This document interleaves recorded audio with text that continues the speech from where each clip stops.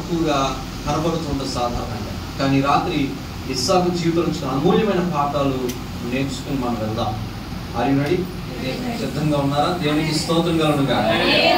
కాబట్టి దేవుని పరిశుద్ధ గ్రంథంలో నుండి మొట్టమొదటిగా మనం చూస్తే ఇస్సాకు అనేటువంటి పేరుకు అర్థం ఏంటంటే నవ్వు.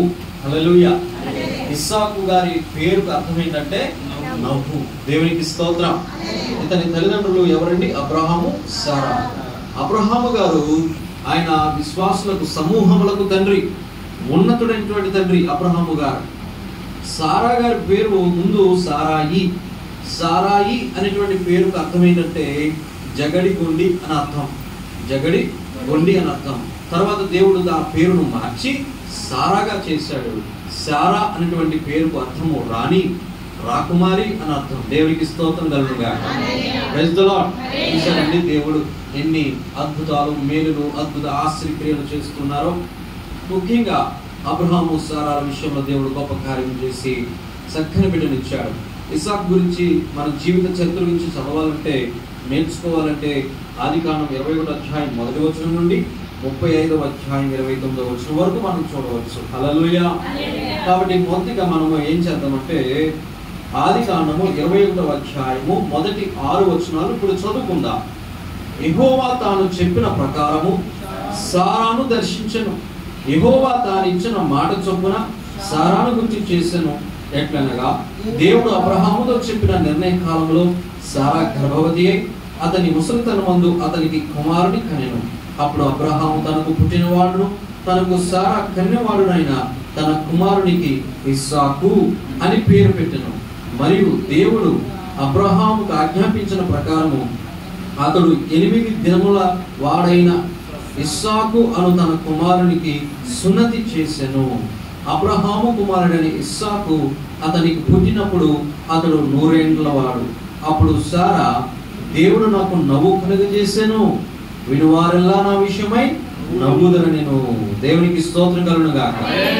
కాబట్టి లేక లేక ఆయనకేమో 100 సంవత్సరాలు, ఆ తల్లికేమో సారా గారికి 90 సంవత్సరాలు. అటువంటి సమయంలో, వృద్ధాప్యంలో, అవకాశం లేని పరిస్థితుల్లో ఆ దేవుడు వాగ్దాన పుత్రుడిగా ఎవరినిచ్చారండి? వారికి ఇస్సాకునిచ్చాడు. అందుకే ఏమని పేరు పెట్టారు? ఇస్సాకు. అంటే నవ్వులేని నా బ్రతుకులో దేవుడు నవ్వునిచ్చాడు కాబట్టి ఇస్సాకు అని చక్కని పేరు ఆయనకి పెట్టారు. దేవునికి స్తోత్రం. ఆ పేరు పిలిచిన ప్రతిసారి సారామ గారు దేవుడు చేసిన అద్భుత కార్యాన్ని తలంచుకుంటూ ఉంటుంది. అందుకే ఆ చక్కని పేరు పెట్టుకున్నారు. దేవునికి స్తోత్రం కలుగునుగా.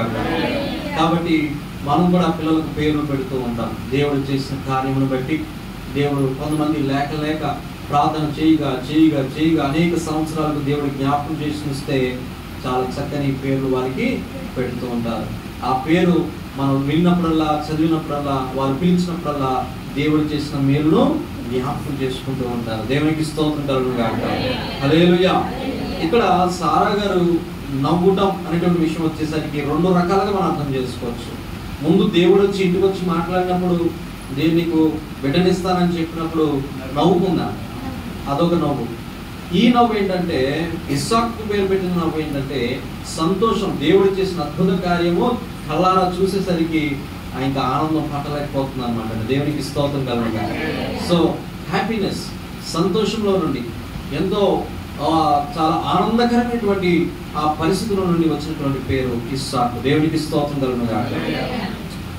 అప్పుడు సారా, దేవుడు నాకు నవ్వు కలుగజేసెను, వినువారెల్లా నా విషయమై నవ్వుదును నేను. వినువారెల్లా, వినిన ప్రతి ఒక్కరు కూడా నా విషయంలో నవ్వుతూ ఉంటారు అని ఇస్సాకు అని పేరు పెట్టారు. దేవునికి స్తోత్రం కలుగునుగా. ఇస్సాకు జీవితంలో నుండి 3 ప్రాముఖ్యమైన దశలు ఉన్నాయి. అదే విధంగా ఇంకొక వాక్యాన్ని కూడా చదువుకుందాం మనం. 35వ అధ్యాయం, ఆదికాండం 35వ అధ్యాయం 29వ వచనంలో, 28, 29 వచనాలు ఈ విధంగా రాయబడింది. ఇస్సాకు బ్రతికిన దినములు 180 సంవత్సరములు. ఎన్ని సంవత్సరాలు ఇస్సాకు గారు బ్రతికారండి? 180 సంవత్సరాలు బ్రతికారు.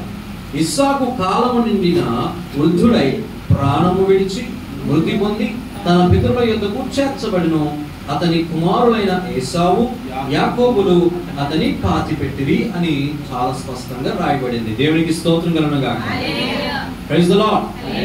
కాబట్టి ఇస్సాకు బ్రతికినటువంటి భూమి మీద బ్రతికిన దినములు ఏంటండి 180 దినాలు, 180 సంవత్సరాలు ఆయన బ్రతికారు, జీవించారు. ఆఖరి వరకు కూడా చాలా నమ్మకంగా ఉన్నాడు. ఎవరు? అబ్రహాము సారాల ఏకైక కుమారుడైన ఇస్సాకు గారు. దేవునికి స్తోత్రం కలుగుగాక. హల్లెలూయా. ఇస్సాకు జీవితంలోనండి 3 ప్రాముఖ్యమైన దశలు ఉన్నాయి. నెంబర్ 1, మొట్టమొదటి దశ ఏంటంటే లోబడిన కుమారుడు. ఇస్సాకు ఎవరండి? లోబడినటువంటి కుమారుడు. ఇస్సాకు పుట్టిన మొదలుకొని చాలా ఎంతో గారాబంగా, ఆప్యాయంగా, ప్రేమానురాగాలతో పెంచారు. ఎవరిని? ఇస్సాకును. అందుకే దేవుణ్ణి ప్రేమించాడు, తల్లిదండ్రులను ప్రేమించాడు, తన భార్యను కూడా ప్రేమించాడు, తన బిడ్డలను కూడా ప్రేమించాడు. దేవునికి స్తోత్రం కలుగుగాక. మొట్టమొదటి దశ మనం ఏంటంటే చూసినట్లయితే ఇస్సాకు లోబడిన కుమారుడు. ఎవరండి ఇస్సాకు అండి?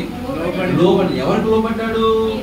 దేవునికి లోబడ్డాడు, తల్లిదండ్రులకు లోబడ్డాడు. హల్లెలూయా. కుటుంబానికి కూడా చక్కగా మాదిరిగా ఉన్నాడు. Praise the lord. ఇస్సాకు పుట్టినప్పటి నుండి మరణించే వరకు తల్లిదండ్రుల ఎడల విధేయతను చూపించాడు. Praise the Lord. 21వ అధ్యాయం నుండి 24 అధ్యాయాల వరకు ఆదికాండంలో మనం చదివితే ఈ విషయాలు మనకు కనబడుతూ ఉంటాయి. అంత మాత్రమే కాదండి, ఇస్సాకు ఎవరు అనుకున్నారు? ఆయన వాగ్దాన పుత్రుడు. Praise the lord. ఇస్సాకు ఎవరండి?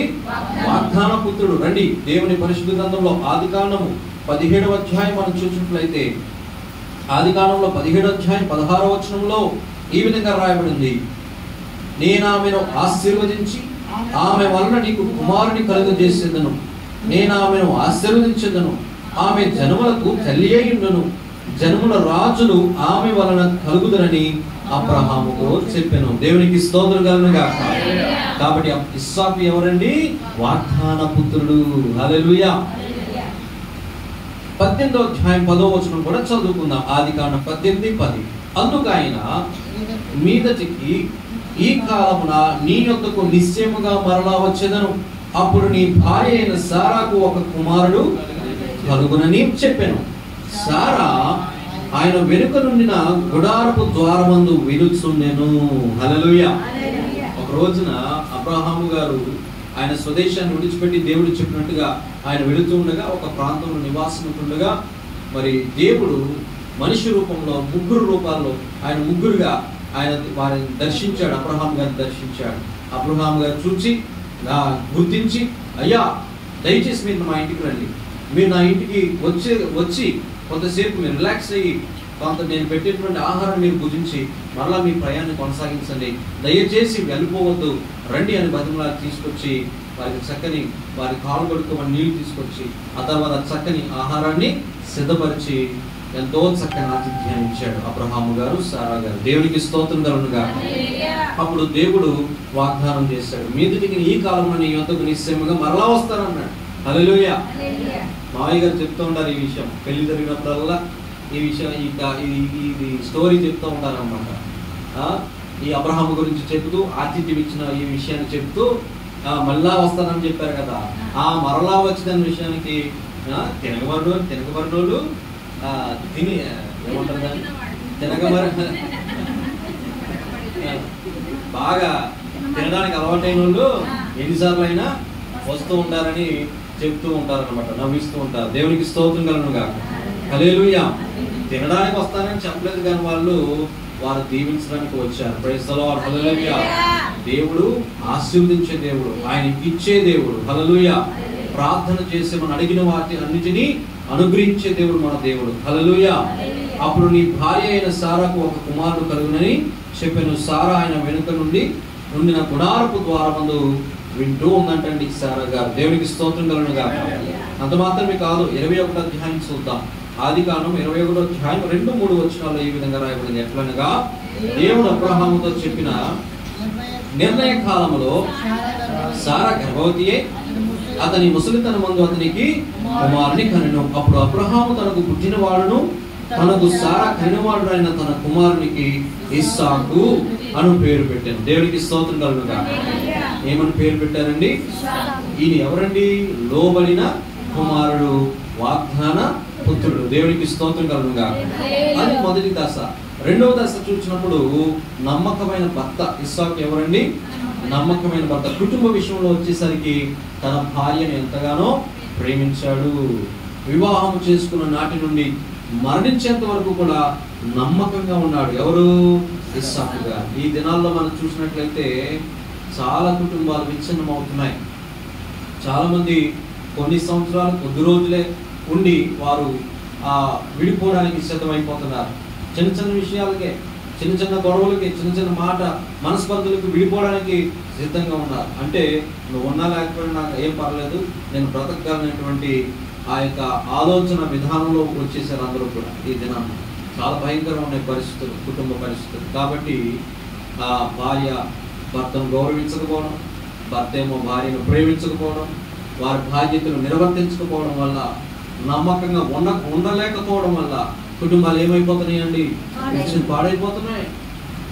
ఆ కుటుంబ తల్లిదండ్రులు తీసుకునే నిర్ణయాల వల్ల పిల్లలు కూడా వాళ్ళ జీవితాలు చాలా ఎఫెక్ట్ అయిపోతున్నాయి, వారి భవిష్యత్తు పాడైపోతుంది. కాబట్టి ఇలాంటి భయంకరమైన దినాల్లో ఇస్సాకు అందరికీ ఒక చక్కని ఆదర్శవంతమైనటువంటి కుటుంబ యజమానిగా ఉన్నాడు. దేవునికి స్తోత్రం కలుగును గాక.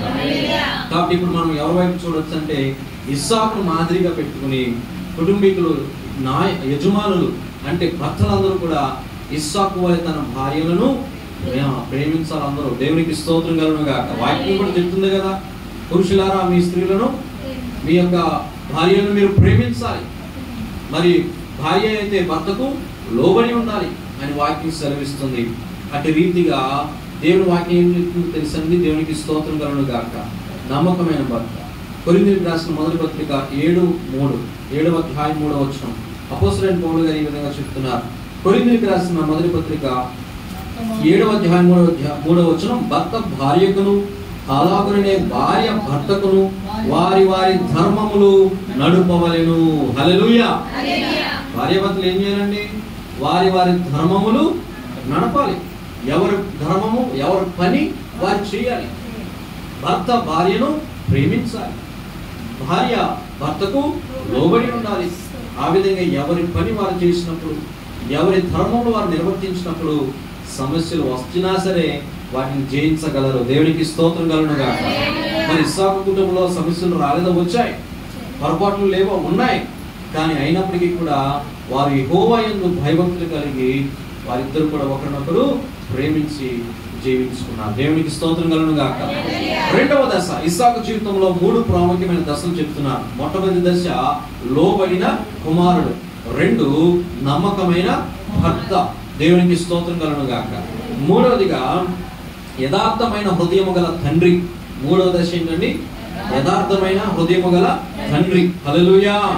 బెర్షెబాలో నివసించు కాలము నుండి మరణించే వరకు కూడా ఆయన యథార్థమైన హృదయం గలవాడుగా జీవించాడు.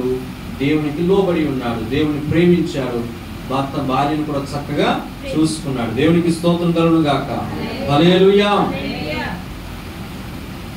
ఇక్కడ మనం చూసినట్లయితే చాలా వచనాలు మనం చదువుకోవచ్చు, ఎంత ప్రేమించాడో దేవుడు ఇస్సాకు తన కుటుంబాన్ని. ఇక్కడ ఆది కాలంలో ఒక ప్రశ్న అడగాలనుకున్నాను, అడగమంటారా? చెప్తాను. మరి ఇస్సాకు గారి వివాహం అయినప్పుడు ఎన్ని సంవత్సరాలు? వండర్ఫుల్ అండి, చాలా చెప్పకూడదు సిస్టర్ గారికి. రైట్ ఆన్సర్, 40 సంవత్సరాలు. ఇస్సాకు గారికి 40 సంవత్సరాలు ఉన్నప్పుడు ఆయనకి వివాహం జరిగింది. దేవునికి స్తోత్రం కలుగును. అయ్యో గిఫ్ట్ మర్చిపోయానండి, చేద్దాం అనుకున్నాను. రేపు తినమంటారా? పంపించమంటారు పోస్ట్లో. దేవునికి స్తోత్రం కలుగును. హల్లెలూయా. మీకు ఇచ్చే గిఫ్ట్ ఏంటంటే దేవుని ఆశీర్వాదం. హల్లెలూయా. అందుకంటే గొప్ప ఆశీర్వాదం గిఫ్ట్ ఏముంటుందండి? హల్లెలూయా. చాలా సంతోషం. అంటే మరి దేవదాస్ గారి దగ్గర నేర్చుకున్నారు మాటలేంటి? చదువుకున్నప్పుడు మన్నా సంఘానికి వచ్చి వారు చక్కగా పాఠాలు నేర్చుకున్నారు. దేవునికి స్తోత్రం కలుగును. కాబట్టి 40 సంవత్సరాల వయసులో ఇస్సాకు గారు వివాహం చేసుకున్నారు. దేవునికి స్తోత్రం కలుగును గాక. తల్లి చనిపోయినప్పటికీ, అప్పుడు తల్లి చనిపోయి చాలా దుఃఖంలో ఉన్నాడు. ఆ సమయంలో వివాహం చేశారు. రెబ్కాను వచ్చిన తర్వాత వారు మరి ప్రేమించినప్పుడు తన యొక్క దుఃఖ నివారణ పొందుకున్నాడు. దేవునికి స్తోత్రం కలుగును గాక. తల్లి లేని లోటును భార్య తీర్చింది. ఆ ప్రేమను చూపించగలిగింది. ఒకరొకరు కూడా ఎంతో ప్రేమించుకున్నారు. దేవునికి స్తోత్రం కలుగునుగా.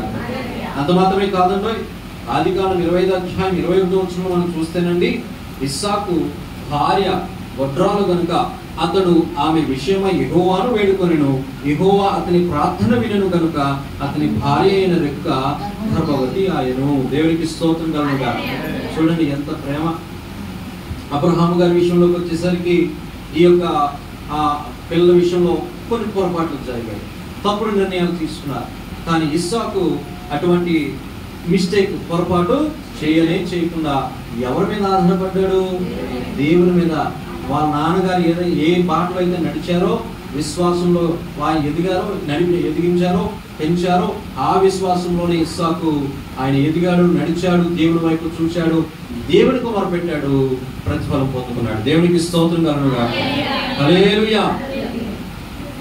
తర్వాత మనం చూసినట్లయితే ఇస్సాకు యొక్క గుణ లక్షణాలను మనం ఒకసారి పరిశీలించుతాం. 3 దశలు చెప్పాను. ఇస్సాకు జీవితంలో 3 ప్రాముఖ్యమైన దశలు. 1 లోబడిన కుమారుడు, 2 నమ్మకమైన భర్త, 3 యథార్థమైన హృదయము గల తండ్రి ఇస్సాకు. ఈ 3 దశలు అందరికీ ఉంటాయి. ప్రతి మనిషికి జన్మించిన తర్వాత పుట్టేంత వరకు ఈ 3 దశలు దాటుకుంటూ వెళ్ళాలి. బాల్యము లో కుమారుడిగా మనం ఉంటాం, కుమార్తెలుగా ఉంటాము. ఆ తర్వాత వివాహమైన తర్వాత భర్తగా ఉంటాం లేదా భార్యగా ఉంటాం. ఆ తర్వాత ఏమవుతాం? తల్లి అవుతారు లేదా తండ్రి అవుతారు. ఖచ్చితంగా ఈ 3 దశలు దాటుకుని రావాల్సిందే. దేవునికి స్తోత్రం కలుగుతుంది. అంటే కొంతమంది అయితే తాము సమర్పించుకుని దేవునికి, కొంతమంది అలా ఉండిపోతూ ఉంటారు. వారి విషయం వేరే. ఇంకా వారు దేవునితో నిబంధన చేసుకుంటారు. దేవునికి స్తోత్రం కలుగునుగా. సమర్పణకు జీవించారు, వారు ప్రత్యేకంగా జీవిస్తుంటారు. కానీ సహజంగా అందరి జీవితంలో ఈ 3 దశలు ఖచ్చితంగా మనం చూస్తూ ఉంటాం. దేవునికి స్తోత్రం కలుగునుగా. సో మనం కూడా ఈ 3 దశల్లో ఇస్సాకు వలె నమ్మకంగా ఉంటున్నామా లేదా అని ప్రశ్నించుకోవాల్సిన తరుణం ఈ తరుణం. దేవునికి స్తోత్రం కలుగునుగా. ఎందుకంటే పరిస్థితులు అలా ఉన్నాయి, దినాలు అలా ఉన్నాయి. ఈ దినాలన్నీ కూడా చాలా చెడ్డగా ఉన్నాయి, భయంకరంగా ఉన్నాయి. ఎటు చూసినా పాపమే కనబడుతుంది. ఇలాంటి పరిస్థితుల్లో మనము దేవుని వైపు, దేవుని భక్తుల జీవితాలకు తొంగి చూస్తే మనము కూడా పాపంలో పడకుండా పరిశుద్ధులుగా జీవించడానికి, నమ్మకంగా జీవించడానికి దేవుని వాక్యము మనకు సహాయపడుతుంది. అందుకే మానక ప్రార్థన చేయాలి, మానక దేవుని వాక్యాన్ని ప్రతిరోజు ధ్యానించాలి. ఆ వాక్యమే మనల్ని నడిపిస్తుంది, గమ్యాన్ని చేరుస్తుంది. దేవునికి స్తోత్రం కలుగునుగా. ఈ వాక్యమే నన్ను బ్రతికించెను, బాధలలో నెమ్మదినిచ్చెను. నీ వాక్యమే నన్ను బ్రతికించెను, బాధలలో నెమ్మదినిచ్చెను. కృపాశక్తి దయాశక్తి సంపూర్ణుడా, వాక్యమై ఉన్న యేసు వందనమయ్యా. హల్లెలూయా. దేవునికి స్తోత్రం. పాటలు టైం అయిపోతుంది. దేవునికి స్తోత్రం కలుగునుగా. వాక్యం చదువుకుందాం. ఈ సమయంలో ఇస్సాకు యొక్క గుణ లక్షణాలను ఒకసారి పరిశీలిస్తే ఆదికాండము 22:6-9 చదువుకుందాం. ఆదికాండం 22:6-9. దహన బలికి కట్టెలు తీసుకుని తన కుమారుడు ఇస్సాకు మీద పెట్టి తన చేతితో నిప్పును కత్తిని పట్టుకుని పోయాను. వారిద్దరూ కూడి వెళ్ళుచుండగా ఇస్సాకు తన తండ్రి అయిన అబ్రహాముతో, నా తండ్రి అని పిలిచాను. అందుకతడు, ఏమి నా కుమారుడా అని. అసలు ఇలా ఎవరైనా పిలుచుకుంటారు ఈరోజు? డాడే, మమ్మే, ఏం చేస్తాం? నా తండ్రి అని పిలిచాడంట. ఈయనేమేమంటే నా కుమారుడా. ఇలా పిలుచుకుంటే విచిత్రంగా చూస్తారు మాట. దేవునికి స్తోత్రం కలుగుతుంది. నా కుమారుడా అడుగుతున్నాడు. అప్పుడు అతడు, నిప్పును కట్టెలను ఉన్నవి గాని దహన బలికి గొర్రెపిల్ల ఏది అని అడుగగా అబ్రహాం అంటున్నాడు, నా కుమారుడా, దేవుడే దహన బలికి గొర్రెపిల్లను చూచుకొనునని చెప్పాను. అలాగూ వారిద్దరూ కూడి వెళ్ళి దేవుడు అతనితో చెప్పిన చోటుకు వచ్చినప్పుడు అబ్రహాము అక్కడ బలిపీఠమును కట్టి కట్టెలు చక్కగా పేర్చి తన కుమారుడు ఇస్సాకును బంధించి ఆ పీఠము పైన కట్టెల మీద ఉంచెను. దేవునికి స్తోత్రం కలుగునుగా. హల్లెలూయా. ఎందుకు ఇదంతా చేస్తున్నాడు? దేవుడు పరిశోధిస్తున్నాడు అబ్రహాము గారిని. అదే 22వ అధ్యాయంలో మొదటి 2 వచనాలు చదివితే ఆ సంగతులు జరిగిన తర్వాత దేవుడు అబ్రహామును పరిశోధించను. ఎట్లనగా ఆయన అబ్రహామా అని పిలువగా అతడు చిత్తము ప్రభువా అనెను. అప్పుడు ఆయన నీకు ఒక్కడై ఉన్న నీ కుమారుని అనగా నీవు ప్రేమించు ఇస్సాకును తీసుకుని మోరియా దేశమునకు వెళ్ళి అక్కడ నేను నీతో చెప్పబో పర్వతములలో ఒక దాని మీద దహనబలిగా అతని అర్పించుమని చెప్పాను. అమ్మో, ఆ మాట వినగానే అబ్రహాము, తండ్రి అయిన అబ్రహాముకి ఎంత బాధ కలుగునొచ్చో, కానీ ఒక్క మాట కూడా వ్యతిరేకంగా మాట్లాడాల. చిత్తం ప్రభువా అన్నాడు. లోపల బాధ ఉంటుంది. ఎందుకు ఉన్నదండి? తండ్రిగా ఉన్నదా? ఒక్కగానొక్క కొడుకు లేక లేక పుట్టాడు. అది 100 సంవత్సరాలకి. దేవుడికి స్తోత్రం కలుగునుగా. వాగ్దానం పుత్రుడు, వాగ్దానం అలాంటి ఒక్కగాను ఎంతో ప్రేమించి అమితమైన పుత్రుడిని బలిగా ఇచ్చేయమంటే ఎలా ఉంటుందండి? మనస్సు ఏమైపోతుందండి? అయినప్పటికీ బదులు చెప్పకుండా, ఒక్క మాట కూడా మాట్లాడకుండా సైలెంట్గా విధేయుడై దేవుడు చెప్పిన ఆ పనిని చేయడానికి నిశ్చయించుకున్నాడు. తన కుమారుని నెక్స్ట్ రోజే ఉదయాన్నే లేచి తీసుకుని వెళ్ళాడు. దేవునికి స్తోత్రం కలుగునుగా. హల్లెలూయా. నెంబర్ 1, మొదటి లక్షణం ఇస్సాకులో మనం నేర్చుకోవాల్సిన మొదటి లక్షణం ఏంటంటే విధేయత గలవాడు. చెప్పండి. ఇస్సాకు ఎలాంటి వాడండి? ఎందుకంటే తండ్రి గారు ఏం చెప్తే అది చేశాడు. తనలో ప్రశ్నలు ఉన్నాయి. డాడీ కట్లు ఉన్నాయి, కత్తి ఉంది, అన్నీ ఉన్నాయి, మరి గొర్రెపిల్లేది? అయ్యి బాబు, ఎంత జ్ఞానం! చిన్న వయసులోనే అలా ఆలోచించాడు. చూడండి, అర్థమైపోయింది. మనోడు తీసుకెళ్ళిపోయి బలిపీఠం మీద పోయి పెట్టేశాడు తండ్రి. అయినా సరే కొడుకు మౌనంగా ఉన్నాడండి. దేవునికి స్తోత్రం కలుగునుగా. తండ్రికి మించిన కొడుకు. హల్లెలూయా. ఎంత విధేయతో అబ్రహాము గారు దేవుని మాటకు విధేయుడై ప్రయాణం ప్రారంభించాడు విశ్వాసంతో. ఇస్సాకు గారు కూడా, ఆయన కూడా ఎంతో విధేయత చిన్న వయసులోనే చూపించాడు. దేవునికి స్తోత్రం. నేను అంటే ఈ మాట చదివినప్పుడు నిజంగా ఇంత విధేయత మన పిల్లల్లో ఉంటే ఎంత బాగుంటుంది. నిజమేనండి. తల్లిదండ్రులు ఎంత హ్యాపీగా ఉంటారండి. తల్లిదండ్రులు ఎలాంటి పిల్లలను బట్టి సంతోషంగా ఉంటారు? మాట వినేవారా లేకపోతే మాట వినే వారిని బట్టా? ఏ పిల్లడైతే ఏ పిల్లైతే మాట వింటదో, మాట వింటాడో వారిని ఎంతగానో ప్రేమిస్తారు. వారు అడగకుండానే అన్ని తీసుకొచ్చి చక్కగా మాట విని చదువుకుని తన పని వాళ్ళు చేసుకుంటూ తల్లిదండ్రులకు లోబడుతూ గౌరవిస్తూ దేవుడికి లోబడుతూ ఇస్సాకులాగా ఉంటే ఎంత హ్యాపీగా సంతోషంగా వెళ్ళిపోవచ్చు ముందుకి. దేవునికి స్తోత్రం కలుగునుగా. కానీ ఎంతో మంది ఈరోజు తల్లులు తండ్రులు పిల్లల కోసం ఏడ్చుచూ ఉన్నారు, విలపిస్తూ ఉన్నారు. అయ్యా పాస్టర్ గారు, మా అబ్బాయి కోసం ప్రార్థన చేయండి, మా అమ్మాయి కోసం ప్రార్థన చేయండి అని ఎంతో మంది మాట వినట్లేదండి. ఎన్నిసార్లు చెప్పినా చదువుకోమంటే చదువుకోవట్లేదండి. ఇష్టానుసారంగా జీవిస్తున్నాడండి, తిడుతున్నాడండి, దూషిస్తున్నాడండి, బూతులు మాట్లాడుతున్నాడండి, కొట్టడానికి కూడా వచ్చేస్తున్నాడండి అని ఎంతో మంది ఏడ్చే తల్లులు లేకపోలేదు సమాజంలో. అవునంటారా కాదంటారా? ఒప్పుకోవాల్సిందే. దేవునికి స్తోత్రం కలుగునుగా. కాబట్టి మన పిల్లలు ఇస్సాకు వలె ఉండాలి అంటే, విధేయత కలిగి జీవించాలంటే అబ్రహాము గారు కుమారుని ఎలా పెంచాడో మనం కూడా మన పిల్లల్ని భయభక్తుల్లో పెంచాలి, విశ్వాసంలో పెంచాలి. ఎప్పటి నుండి? 10th క్లాస్ అయిన తర్వాత. 10th క్లాస్ అయిన తర్వాత ఎంటలేదు. ఎవరు ఎంటలేదు బాబా.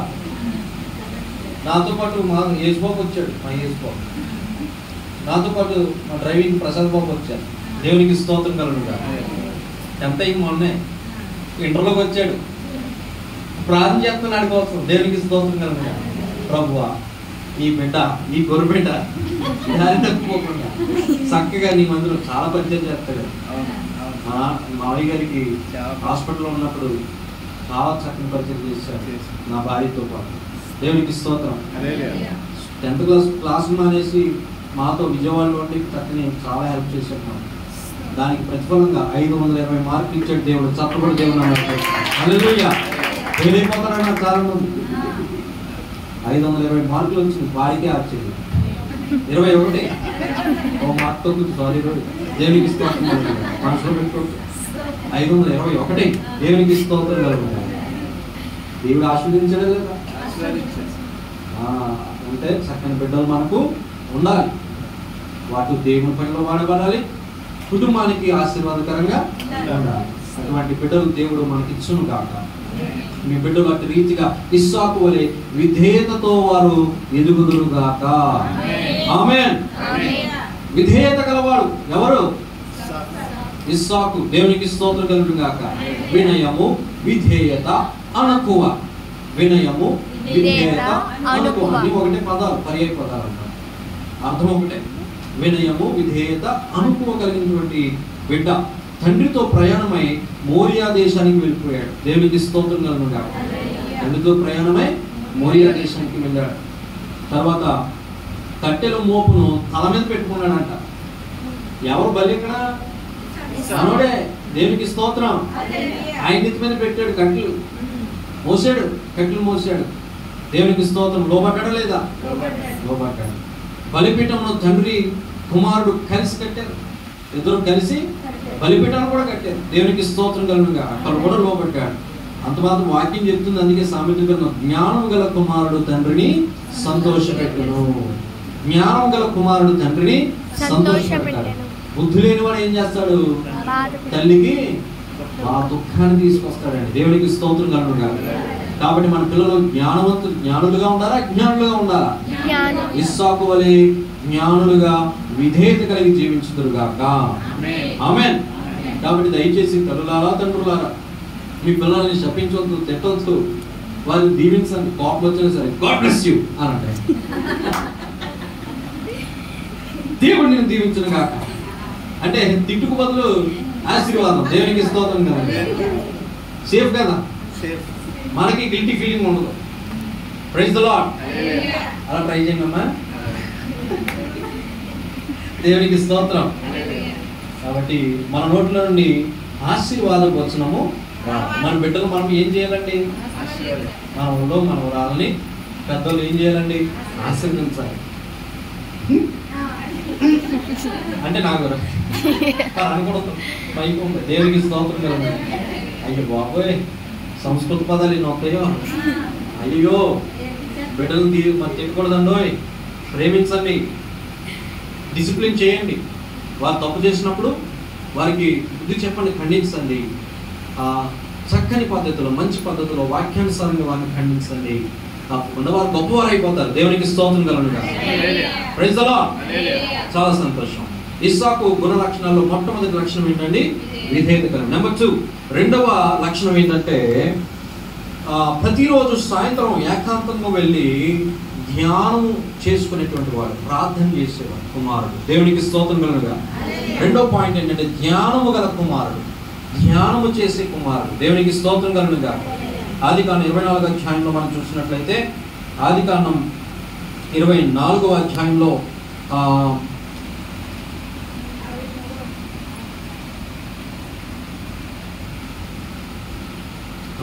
దేవునికి స్తోత్రం 62, 65 వరకు మనం చదువుకుంటే, ఇస్సాకు బేయర్ లహాయిరోయి మార్గమున వచ్చి దక్షిణ దేశమందు కాపురం ఉండేది. సాయంకాలమున ఇస్సాకు పొలములో జ్ఞానింప బయలు వెళ్ళి కన్నులెత్తి చూచినప్పుడు ఒంటెలు వచ్చుచుండెను. రెబ్కా కన్నులెత్తి ఇస్సాకును చూచి ఒంటి మీద నుండి దిగి, మనల్ని ఎదుర్కొన్న పొలములో నడుచుచున్న ఆ మనుషుడు ఎవరని దాసుని అడగగా, ఇతడు నా యజమానుడని చెప్పిన కనుక ఆమె ముసుగు వేసుకున్నాను. దేవునికి స్తోత్రం కలుగునుగాక. రెబ్కా గారు వస్తున్నారు. వచ్చే టైంకి ఇస్సాకు గారు ఏం చేస్తున్నారండి? సాయంకాల వేళలో పొలములో ధ్యానిస్తున్నాడు. దేవునికి స్తోత్రం కలుగునుగాక. ఏం చేస్తున్నాడండి? ధ్యానం చేసుకుంటున్నాడండి. ఓయ్, దేవునికి స్తోత్రం కలుగునుగాక. అంటే ప్రతిరోజు సాయంత్రం ఏకాంతంగా వెళ్ళి దేవుని ప్రార్థించువాడు ఎవరు? అబ్రహాము కుమారుడైన ఇస్సాకు గారు. దేవునికి స్తోత్రం కలుగునుగాక. కీర్తనలో మనం చదువు, మొదటి కీర్తన ఏం చెప్తుంది? దుష్టుల ఆలోచన చొప్పున నడువక, పాపుల మార్గమున నిలవక, అపహాస్యులు కూర్చుని చోటును కూర్చునగా, యెహోవా ధర్మశాస్త్రమును ఆనందించుచు దివారాత్రము దాని ధ్యానించువాడు ఎవరు? ధన్యుడు. దేవునికి స్తోత్రం కలుగుగా. ఈ వచనం ప్రకారం ఇస్సాకు గారు ధన్యుడే కాదా? ధన్యుడే. ఎందుకంటే ఆయన దివారాత్రాలు ఏం చేస్తున్నాడు? సాయంకాలమున ప్రతిరోజు ధ్యానం చేసుకుంటున్నాడు, దేవుని ధ్యానిస్తున్నాడు, దేవునికి స్తోత్రం ప్రార్థన చేసుకుంటున్నాడు. Praise the Lord. దేవునికి మహిమ కలుగును గాక. కాబట్టి రెండవదిగా ధ్యానము గల కుమారుడు ప్రతిరోజు సాయంత్రం ప్రార్థన చేసుకుంటాడు, రెండవ లక్షణం.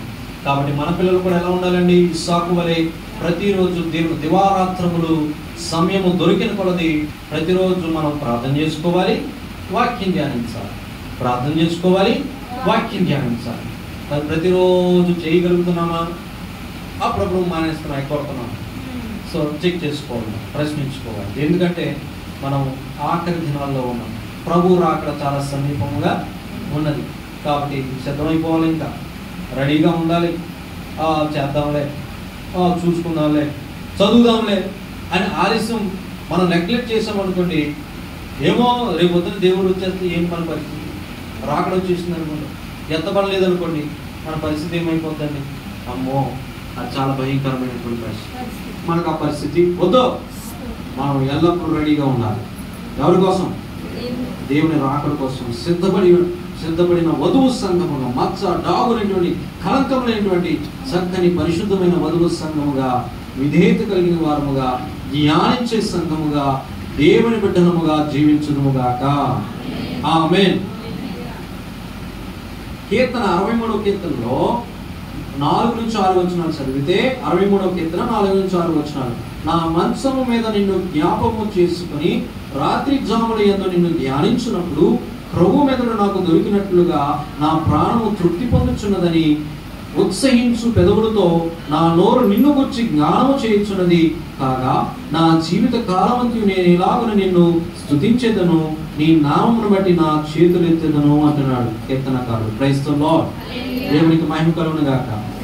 ఆయన ఏమని మంచం మీద నిన్ను యేసయ్యా తండ్రి మంచం మీద పడుకున్నప్పుడు నిన్ను గురించి నేను జ్ఞాపకం చేసుకున్నప్పుడు, రాత్రి జాముల యందు నిన్ను ధ్యానిస్తున్నప్పుడు నాకు ఎలా ఉందో తెలుసా? నాకు ఎటువంటి ఫీలింగ్ వస్తుందో తెలుసా? ప్రభువు మెదడు నాకు దొరికినట్లుగా నా ప్రాణము తృప్తి పొందుచున్నది. హల్లెలూయా. ప్రియమైనటువంటి సంఘమా, తృప్తి లేని బ్రతుకులండి. తృప్తి లేదంటున్నారు చాలా మంది. ఎన్నున్నా సరే, ఎన్ని కోట్లున్నా సరే, ఎంత అన్ని ఆస్తి అంతస్తులు, ఆ పేరు ప్రఖ్యాతులు ఉన్నా సరే, ఏం లేదు, మనిషికి తృప్తి లేదు. అంబానీ గారి కంటే తృప్తే లేదంట. తృప్తి అనేది ఉండదంట. ఆయన ఇంటర్వ్యూలో చెప్పాడు, ఏదో ఇంటర్వ్యూలో ఆయన ప్రతిరోజు ఏదో ఇంకా ఏదో ఇంకా ఏదో ఇంకా ఏదో. ఎంత ఉంది ఆయనకి? బోలంత ఉంది. మొన్న పెళ్లికి ముందు ఆ ప్రీ వెడ్డింగ్ ఆ ఫంక్షన్కి, కుమారుడు ఫంక్షన్కి, ఆ పెళ్లికి ముందు జరగబెట్టిన ఫంక్షన్కి 100 కోట్లు 1000 కోట్లు ఖర్చు పెట్టారు. దగ్గరగా 1000 కోట్లు ఖర్చు పెట్టారు. ఆయన అది ఎంత? ఆయనకు వచ్చే ఆదాయంలో 1% అంట. దేవునికి అమ్మమ్మ అంటే ఇంకెంత ఉందా ఆయన దగ్గర? దేవునికి స్తోత్రం కలుగుతుంది. లెక్కడ్డానికి కూడా కుదరదండి. హల్లెలూయా. అంత ఉందా ఆయన దగ్గర? అయినా సరే తృప్తి లేదు. మనిషికి తృప్తి అనేది ఉండదండి. హల్లెలూయా. కానీ ఎవరైతే తృప్తి కలిగి జీవిస్తారు, చూడండి దావీదు ఏమంటున్నాడు? యేసయ్యా తండ్రి దేవా, రాత్రి జాముల యందు నేను మనసు మీద ఉన్నప్పుడు, నీ గురించి నేను ధ్యానిస్తున్నప్పుడు, నీ గురించి నేను ఆలోచిస్తున్నప్పుడు నాకెంతో తృప్తిగా ఉన్నది. హల్లెలూయా. తృప్తిగా ఉన్నది. ఉత్సహించు పెదవులతో నా నోరు నిన్ను గూర్చి గానం చేస్తుంది. కాగా నేను ఏం చేస్తాను? నా జీవిత కాలం అంతా నేను ఇలాగే నిన్ను స్తుతిస్తూ నీ నామను బట్టి నేను చేతులు ఎత్తెదను అంటున్నాడు. దేవునికి స్తోత్రం కలుగును గాక. చేతులు ఎత్తుతున్నప్పుడు దాని అర్థం ఏంటో తెలుసా? ప్రభువా, నీవే నా రాజువు, నీవే నా ప్రభుడవు, నీవే నా దేవుడవు, నీవు తప్ప నాకెవరు అక్కరలేదు, నీవు లేకపోతే నేను లేను, నా జీవితం నీదే అని అర్థం చేతులెత్తడం అంటే. దేవునికి స్తోత్రం కలుగును గాక. అంత మాత్రమే కాదు, కీర్తనకారుడు చేతులెత్తుగా సాయంకాలపు నైవేద్యము అంటున్నాడు. దేవునికి స్తోత్రం కలుగును గాక. ధూపం అంటున్నాడు. దేవునికి స్తోత్రం. కాబట్టి మనము ఎల్లప్పుడూ చేతులెత్తి దేవుణ్ణి స్తుతించాలి, ఘనపరచాలి. కేవలం దేవునిలో మాత్రమే, దేవుని సన్నిధిలో మాత్రమే తృప్తి అనేటువంటిది ఉంటుంది. హల్లెలూయా. కాబట్టి దయచేసి ప్రతిరోజు వాక్యం చదవండి, ధ్యానించండి. చదువు రాకపోతే వినండి, వినిపించండి, వినిపించుకోండి. దేవునికి స్తోత్రం. మనవరాలు ఉంటారు కదా, ఇంట్లో పిల్లలు ఉంటారు కదా, చదివిస్తున్నారు కదా, వేలు కట్టి హల్లెలూయా. వాళ్ళని ఏం చేయాలి? మీరు ఉపయోగించుకోండి. దేనికోసం?